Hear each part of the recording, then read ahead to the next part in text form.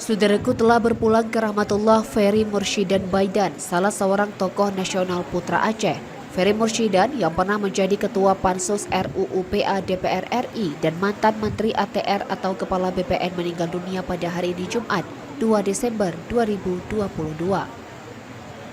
Informasi tentang berpulangnya Ferry Murshidan Baidan dikabarkan oleh mantan Ketua Umum Taman Iskandar Muda, Surya Dharma, melalui grup Seramotim.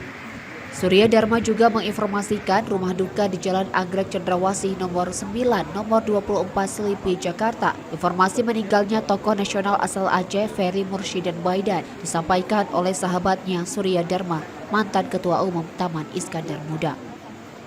Surya Dharma mengabarkan berita duka tentang berpulangnya ke rahmatullah Ferry Murshidan Baidan pada hari ini Jumat 2 Desember siang. Surya yang juga mantan aktivis mahasiswa di ITB Bandung kemudian menginformasikan berita duka tersebut ke berbagai grup WhatsApp masyarakat Aceh. Dr. Andes Ferry Murshidan Baidan lahir pada 16 Juni 1961, meniti karir politik sejak mahasiswa di Bandung. Ia menjabat Menteri Agraria dan Tata Ruang atau Kepala Badan Pertanahan Nasional dari 27 Oktober 2014 hingga 27 Juli 2016 pada Kabinet Kerja Presiden Joko Widodo. Sebelumnya, ia duduk di DPR RI dari fraksi Golkar.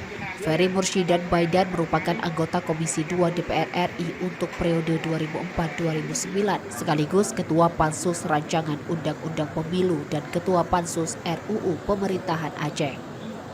Ferry Murshidan Baidan salah seorang sosok sentral dalam proses pembahasan UU PA atau Undang-Undang tentang Pemerintah Aceh. Ini